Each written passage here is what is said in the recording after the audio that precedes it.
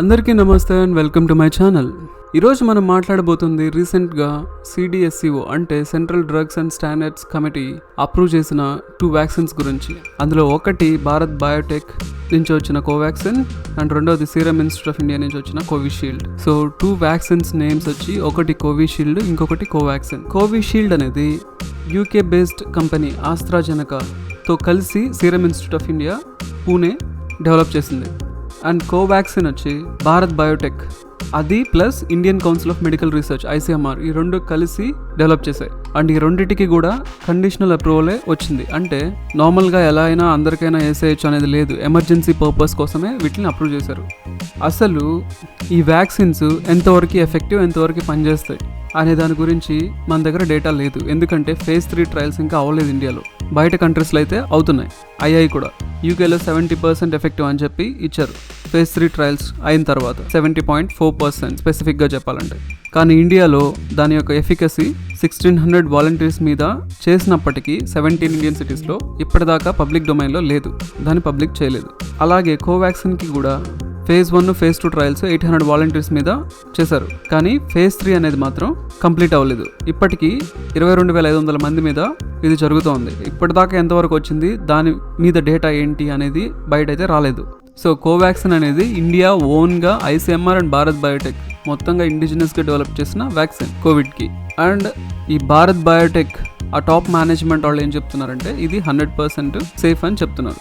And nearly 17 countries ఏమో ఈ కోవాక్సిన్ కావాలని చెప్పి కాంటాక్ట్ అవుతున్నాయని కూడా మనం న్యూస్లో చూస్తున్నాం. కానీ ట్రయల్స్ అయితే కంప్లీట్గా అవ్వలేదు, phase 3 ట్రయల్స్. బట్ ఈ స్ట్రెయిన్స్ మారిపోతున్నాయి, నెక్స్ట్ ఇంకో స్ట్రెయిన్ ఇలా వస్తున్నాయి కాబట్టి మేబీ వల్నరబిలిటీ నుంచి తప్పించుకోవడానికి వీటికి ఎమర్జెన్సీ యూజ్ అప్రూవల్ ఇచ్చి ఉండొచ్చు. అసలు ఈ వ్యాక్సిన్స్ ఎలా వర్క్ అవుతాయి, ఈ కోవిషీల్డ్ ఎలాంటి వ్యాక్సిన్ అండ్ కోవాక్సిన్ ఎలాంటి వ్యాక్సిన్, యూజువల్లీ అలా మనం తెలుసుకోవాలంటే ఫస్ట్ ఆఫ్ ఆల్ మనం కరోనా వైరస్ని అర్థం చేసుకోవాలి. ఇది ఎలా ఉంటుందంటే స్పైక్స్ ఉంటాయి అండ్ లోపల హాలో ఉంటుంది.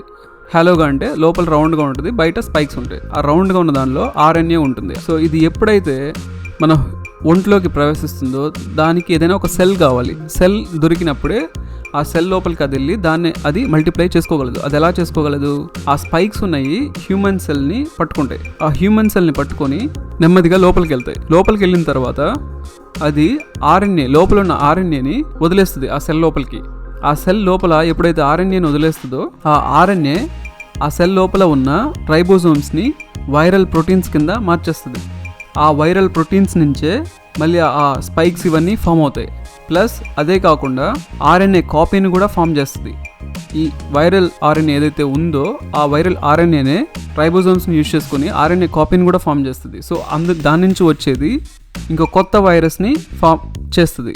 అంటే ఆ RNA కాపీ ప్లస్ రైబోజోమ్స్ నుంచి వచ్చిన వైరల్ ప్రోటీన్స్ ఇవన్నీ మళ్ళీ క్లబ్ అయ్యి కొత్త వైరస్గా ఫామ్ అవుతుంది. సో ఇది ప్రొసీజర్. ఇలా ఒక సెల్లోనే కొన్ని hundreds and thousands of viruses develop అవుతాయి. అలా అవి మళ్ళీ బయట వచ్చి డిఫరెంట్ సెల్స్లోకి వెళ్ళిపోయి మొత్తం మన బాడీలో ఉన్న ఫంక్షన్స్ అన్నిటినీ ఆపేసేదానికి ప్రయత్నిస్తాయి. సో ఇది దీని స్ట్రక్చర్. ఇప్పుడు ఆస్ట్రాజెనకా ఆక్స్ఫర్డ్ వ్యాక్సిన్ అదే కోవిషీల్డ్, ఇది ఎలా దీన్ని కంట్రోల్ చేయడానికి ఈ వ్యాక్సిన్ తయారు చేశారు అని చూస్తే బేసికల్లీ వీళ్ళు ఆ స్పైక్స్ ఉన్నాయి కదా, ఆ స్పైక్స్కి అగెన్స్ట్గా ఇమ్యూనిటీని బిల్డ్ చేసే ప్రయత్నం చేశారు. అంటే ఒక అడినో వైరస్ని తీసుకున్నారు, దాన్ని శక్తిని తగ్గించేశారు. శక్తిని తగ్గించేసి అది రెప్లికేట్ అవ్వలేదు, అంటే దాన్ని అది పెంచుకోలేదు. అలా పెంచుకోకుండా శక్తిని తగ్గించారు. కానీ దానిలో మళ్ళీ దాని లోపల ఉన్న దానిలో RNAలో స్లైట్ మోడిఫికేషన్ చేసి స్పైక్స్ పెరిగేలా చూసారు. అంటే అదేమో పెరగలేదు, కానీ దానిలో ఉన్న స్పైక్స్ అయితే పెరుగుతూ ఉంటాయి. అలా స్పైక్స్ ఎప్పుడైతే పెరుగుతాయో అవి బాడీకి హార్మ్ చేయలేవు, ఎందుకంటే దాన్ని ఆల్రెడీ వీక్ చేస్తున్నారు కాబట్టి. కానీ ఆ స్పైక్ ప్రోటీన్స్ని మన బాడీ గమనించి యాంటీబాడీస్ని ప్రొడ్యూస్ చేయగలుగుతుంది. సో అలా ప్రొడ్యూస్ అయిన యాంటీబాడీస్ ఆ వ్యాక్సిన్ని అలా ప్రొడ్యూస్ అయిన యాంటీబాడీస్ వైరస్ని అడ్డుకుంటాయి. ఎలా అడ్డుకుంటాయి, ఫస్ట్గా ఏదైనా ఒక ఫారిన్ మెటీరియల్ మన బాడీలోకి ఎంటర్ అయినప్పుడు మన బాడీ అంత ప్రిపేర్డ్గా ఉండదు.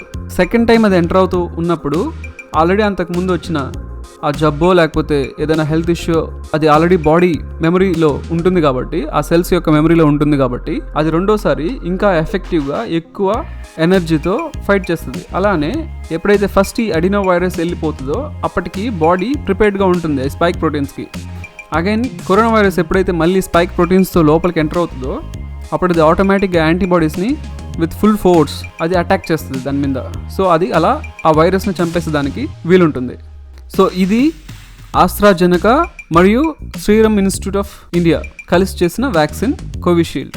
నెక్స్ట్ భారత్ బయోటెక్ మరియు ICMR Indian council of medical research ఈ రెండు కలిసి చేసింది కోవాక్సిన్. ఇది ఎలా పనిచేస్తుందంటే ఇది బేసికలీ ఇనాక్టివేటెడ్ వ్యాక్సిన్. కోవాక్సిన్ అనేది అంటే కరోనా వైరస్ని చంపేసి అందులో ఉన్న పార్టికల్స్ని తీసుకుంటారు. అందులో ఉన్న పార్టికల్స్ని తీసుకొని వాటిని బాడీలో ప్రవేశపెడతారు.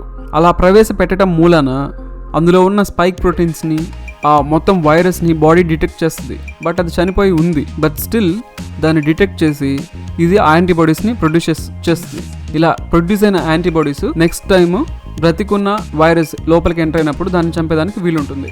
ఇది ఇన్యాక్టివేటెడ్ వ్యాక్సిన్ కాబట్టి యాక్టివేటెడ్ వ్యాక్సిన్స్ కన్నా ఇది కొంచెం వీక్, అంటే మేబీ ఎక్కువ డోసులు ఇవ్వాల్సి ఉంటుంది. అండ్ ఇది ఇచ్చే ఇమ్యూనిటీ అంత స్ట్రాంగ్గా ఉండకపోవచ్చు అని కూడా చాలామంది అభిప్రాయపడుతున్నారు. దీని గురించి ఇంకా డేటా కావాల్సి వస్తే మనం ఆగాల్సిందే. ప్రస్తుతానికైతే ఇక్కడ వరకే ఉంది. ఇక మీదట దాని మీద రీసెర్చ్ చేసి ఇంకేమన్నా డేటా వీలైతే వస్తుంది. ఈ వ్యాక్సిన్స్కి అప్రూవల్ ఇచ్చింది CDSCO అంటే central drugs standard control organisation.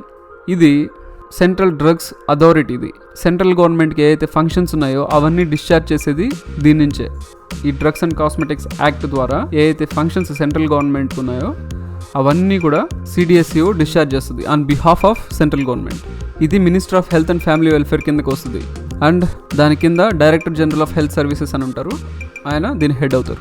అసలు దీని ఫంక్షన్స్ ఏముంటాయని చూస్తే కొత్త మందులకి కానీ ఏదైనా క్లినికల్ ట్రయల్స్కి కానీ అప్రూవ్ చేయాల్సింది ఇదే. ఏదైనా కొత్త లైసెన్స్ లీయటం కానీ ఏదైనా డ్రగ్ ఇంపోర్ట్ చేయించాలన్నా దానికి రిజిస్ట్రేషన్లు కానీ ఇదే ఇస్తుంది. బ్లడ్ బ్యాంక్స్కి, వ్యాక్సిన్స్కి, RDNA ప్రోడక్ట్స్కి, మెడికల్ డివైసెస్కి వీటన్నిటికీ కూడా లైసెన్స్లు ఇవ్వాల్సింది ఇదే. ఏదైనా డ్రగ్స్ని కానీ కాస్మెటిక్స్ని కానీ బ్యాన్ చేసేది కూడా ఇదే. ఏదైనా ఒకటి టెస్ట్ చేయాలన్నా లేదా పర్సనల్గా ఏదైనా లైసెన్స్ కావాలన్నా, నో అబ్జెక్షన్ సర్టిఫికేట్స్ కావాలన్నా, ఎక్స్పోర్ట్ చేయాలంటే ఏదైనా ఒక ప్రోడక్ట్ వాటికన్నిటికి కూడా లైసెన్స్లు ఇవ్వాల్సింది కూడా ఇదే. లైసెన్స్లు కానీ NOCs కానీ ఇచ్చేది ఇదే. కొత్త డ్రగ్స్ని టెస్ట్ చేయాలన్నా పర్మిషన్ ఇది CDSCOనే ఇవ్వాలి. మార్కెట్లో ఏమవుతుంది అండ్ సర్విలెన్స్ అంటే ఏ మందు ఎక్కడి నుంచి వస్తుంది, ఎలా పోతుంది, స్టేట్స్ పైన కూడా అథారిటీ దీనికే ఉంటుంది. సో ఇప్పటి వరకు వ్యాక్సిన్స్ మీద ఉన్న ఇన్ఫర్మేషన్ అయితే ఇంతే. దీని సేఫ్టీ గురించి చాలామంది ఎన్నో విధాలుగా చెప్తున్నారు. ఈ వ్యాక్సిన్స్ అయితే చాలా సేఫ్ అని అంటున్నారు, బట్ ఎంతవరకు ఎఫెక్టివ్గా ఉంటాయనేది తెలియాల్సి ఉంది. బట్ ఈ సేఫ్టీ గురించి కూడా ఇప్పటిదాకా ఖచ్చితమైన ఇన్ఫర్మేషన్ లేదు, ఎందుకంటే phase 3 ట్రయల్స్ ఇంకా కావాల్సి ఉంది. సో ఇవన్నీ గుర్తుంచుకోగలరు. ఐ హోప్ మీకు ఈ వీడియో నచ్చిందని అనుకుంటున్నాను. మీ కమెంట్స్ని తెలియజేయగలరు. Thank you.